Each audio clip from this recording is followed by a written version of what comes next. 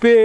اس case کو زیادہ مضبوطی سے اس وقت لڑا جا سکتا ہے کہ کم از کم اس ایک پوائنٹ پہ جو نظر نہیں آتا کہ ہم پولیٹیکل پارٹیاں کریں، اور اب ہم یہ چاہیں گے کہ آپ کی پارٹی آ رہی ہے، آپ کا پرائم منسٹر آ رہا ہے، الیکشن از پاسڈ ہونا چاہیے، اور جتنا ہمیں اجاگر کرنا چاہیے اتنا ہو نہیں رہا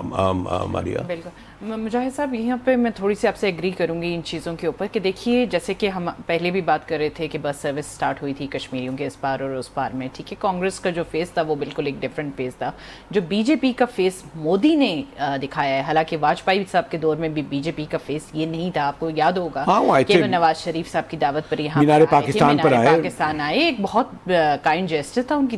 طرف سے۔ کانگریس کے دور میں کشمیریوں کو ٹریول کرنے میں یا پاکستانیوں کو واگا پار کرنے میں اتنا پرابلم نہیں تھا، مگر جو مودی کی شکل میں جو ہندوستان کا فیس ہم نے 2014 کے بعد سے دیکھا ہے، ابھی 12 سال ہونے کو آئے ہیں، اس 12 سالوں میں بہت کچھ ہندوستان میں بھی بدل گیا ہے۔ ایکچولی جو ایبروگیشن آف آرٹیکل 370 اور 35A جس کی ہم بات کرتے ہیں بات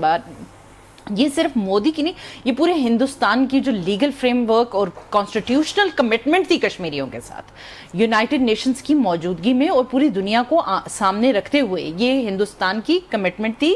کشمیریوں کے ساتھ۔ ایکچولی مودی گورنمنٹ نے بہت ہندوستان کی تاریخ میں بھی ایک کالا دھبا لگایا کہ جب ایبروگیشن آف آرٹیکل 370 اور 35 ہوا، it should have been done under the legal frame work by challenging this Indian constitution.